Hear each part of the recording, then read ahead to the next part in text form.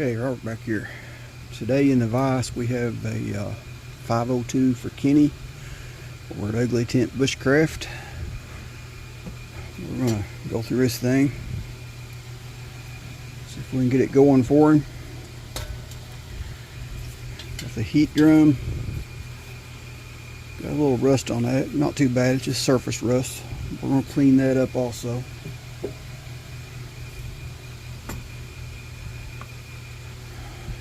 See, she got the cobwebs. She's been sitting around for a while. She got a little rust around that bottom edge where it's been sitting on the ground for some. So we're going to take the wire brush. We're going to clean that up. And I'm not going to repaint the whole thing, but I am going to clean this rust off the bottom and stop it. And repaint that bottom. Try to blend it in with the rest of it to make it look original. Close to original.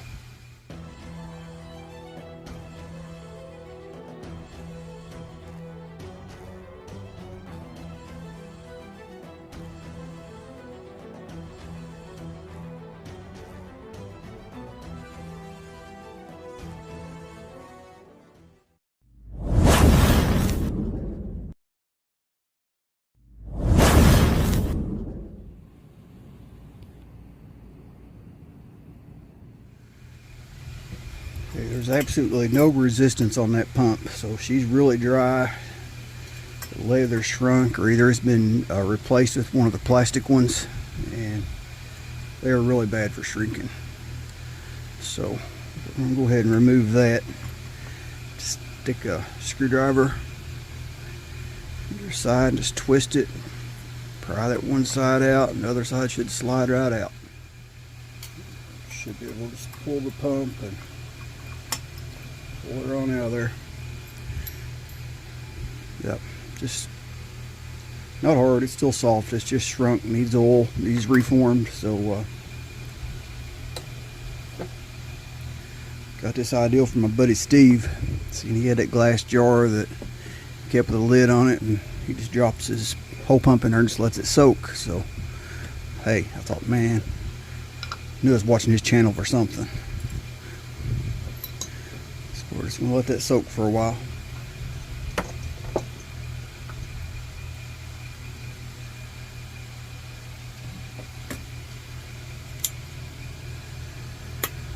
Clean out that pump stem.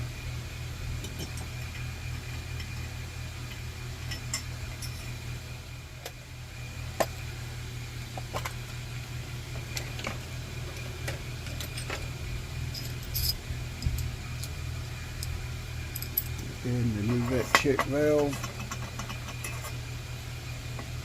Which end we need. Definitely the other one. I'll just go with the tightest fit.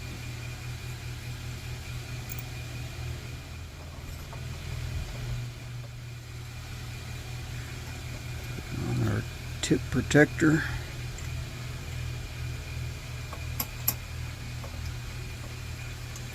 Right on the wing nut.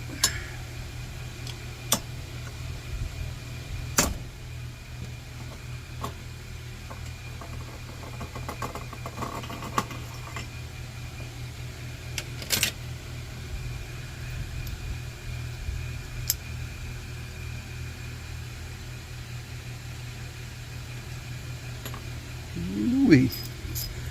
I'm smelling the scent of unleaded. Let's go ahead and see if that screw will come out of that cap without dragging the tool out. It's already on there tight. Yeah, I think it's turning without spinning. Yeah, easy enough.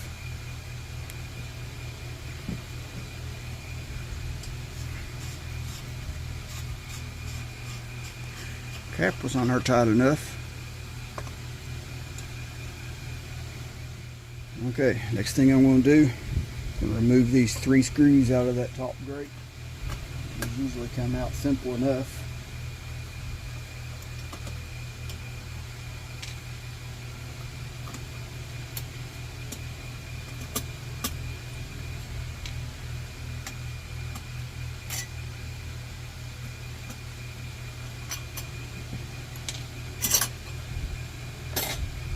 issues there.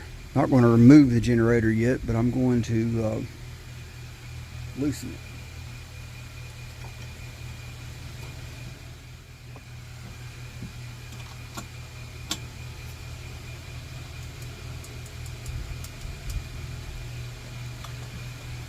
She's pretty tight. We better try some heat.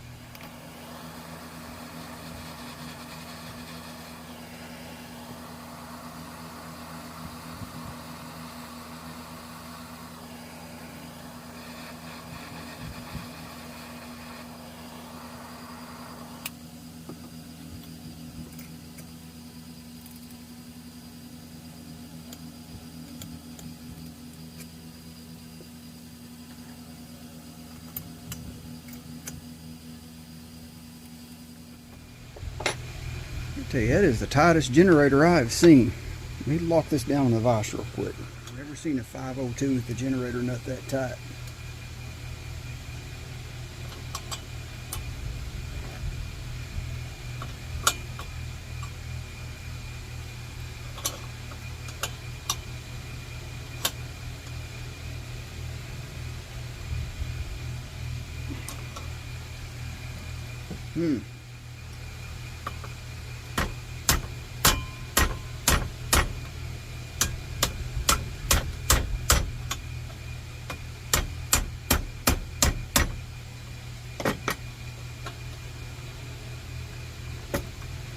There we go. That one was going to fight me all the way. Alright, she's loose. Let's tighten it back down, and looks like that bottom was going to be a booger too.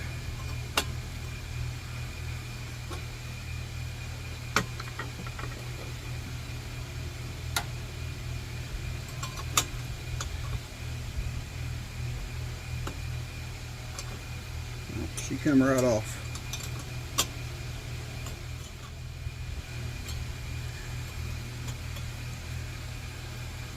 Now we can turn the generator nut the rest of the way loose. So I think this piece here is going to turn easily. There we go.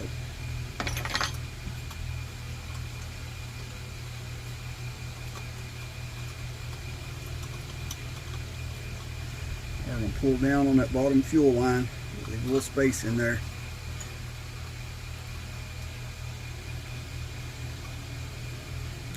There we go.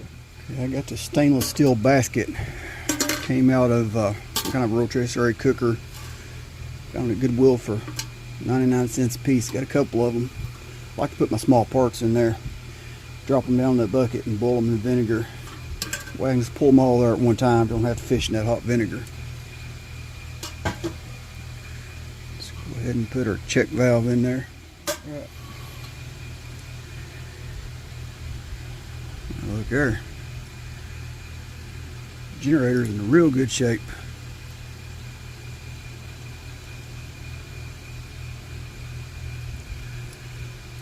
So that whole thing, it can go in the bowl. Okay, next we got the 3 screws here in the top. These generally come out pretty easy.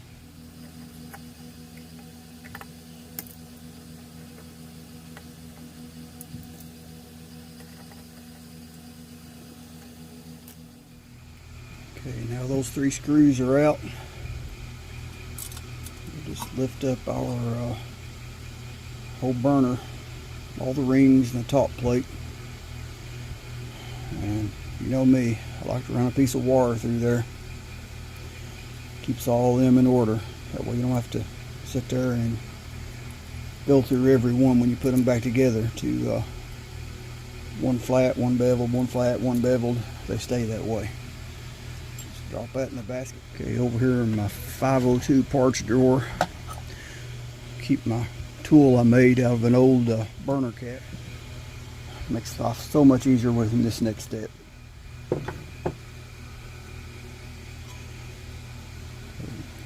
Set the tool down in there. You got the 3 screws that you pulled out of that burner head.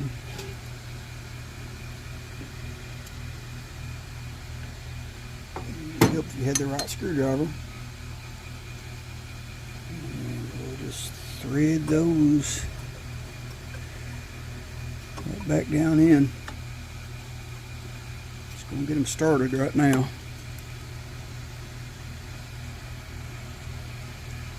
Don't want to tighten them until I get them all in there and lined up. It's kind of hard to see. There we go.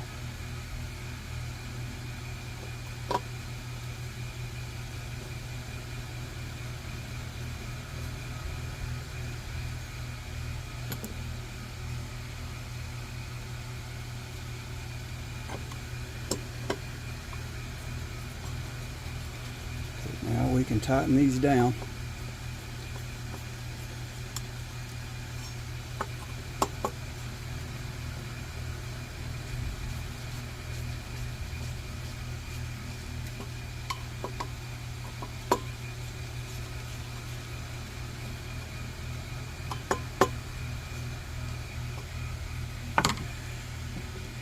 Now with a little bit of luck and hopefully no heat, we can just turn that out of there. Heck yeah. Man, that tool makes life so much easier.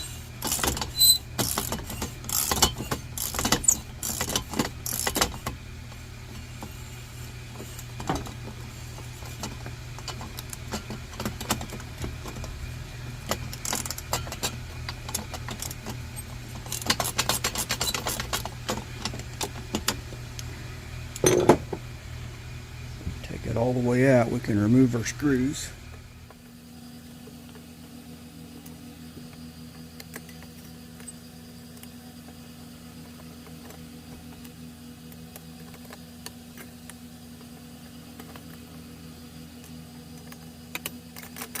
That's the way it's supposed to work right there. Now that bowl will just lift out of there. That's in decent shape. I'm not going to boil that in vinegar. I'm just going to take the steel wool to that. Okay, now I've got 3 more screws.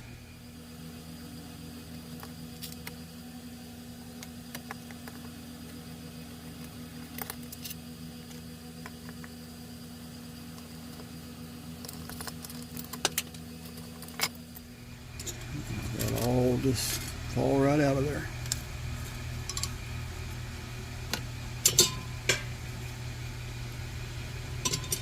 It's all going to clean up really well. I'm not going to boil that in vinegar because it's still got the original paint on it and it's not all rusted up. So just right there, we'll clean that up with a brush.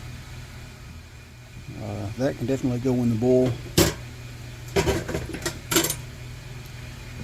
And I guess we might as well get that too.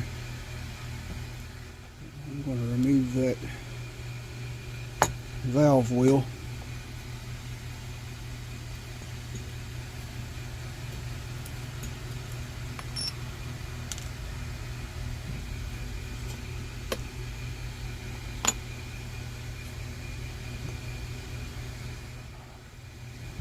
Put that leather on there to protect the brass. Got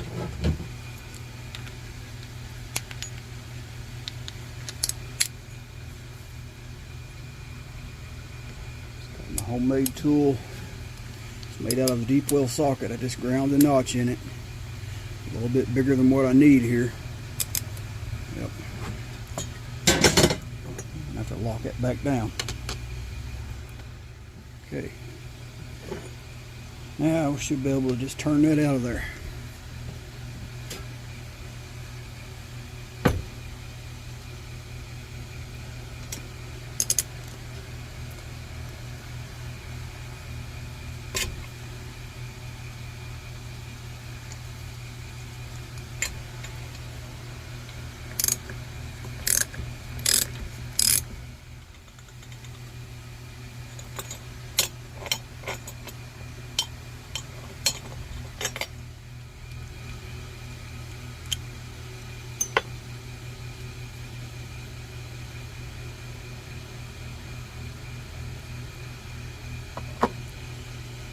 Okay, when we get to the part, we're just going to give that a gentle stretch.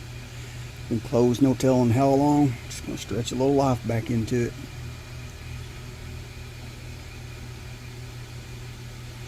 And that's all going to go back in the bowl.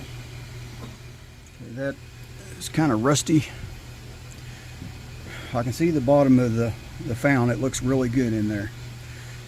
But this stem sticking out of here, didn't get any coating on it from the factory, so it's pretty rusty. So get this wire brush and my drill. That's the best way to take care of that.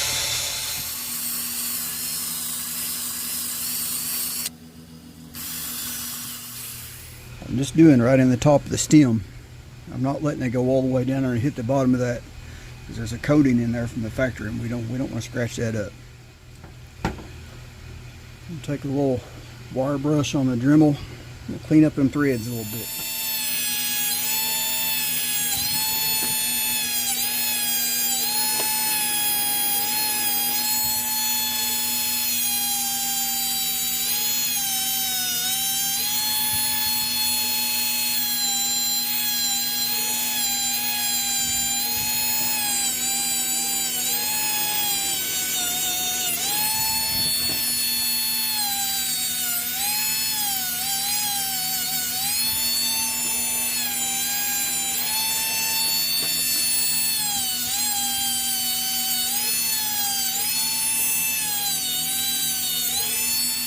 Really careful holding that with both hands so that it didn't jump over and get that paint. They cleaned up pretty good. I'll do the trick.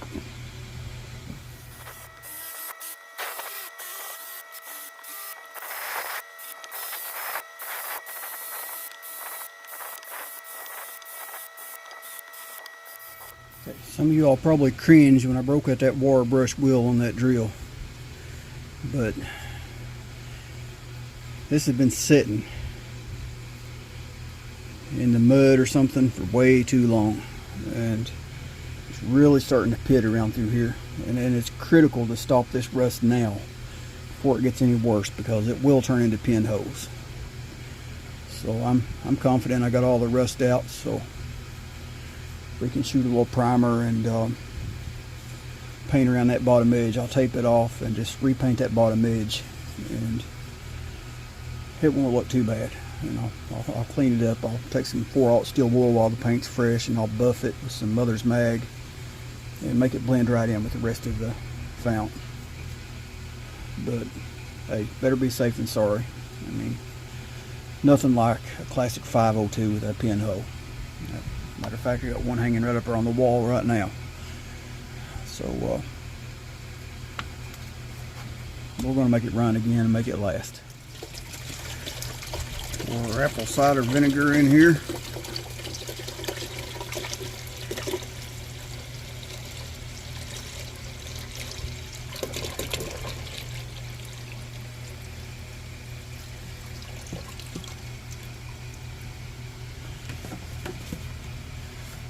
That's going to be enough to cover all the parts. Yeah, everything is submerged.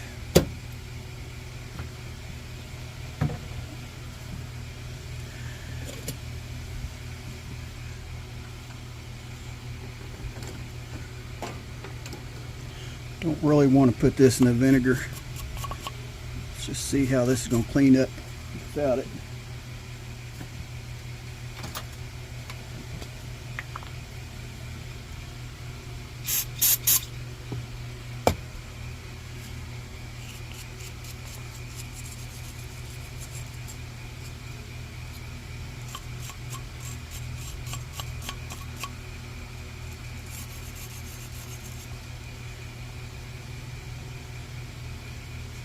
Yep.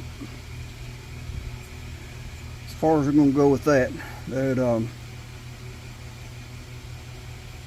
carburetor cleaner's cleaning that off, but it's also cleaning off my paint. So we're going to stop right there, because that'll never be seen anyway. We still got all the original paint on it. I think we're going to be good on that. This is not going to look perfect anyway. It is a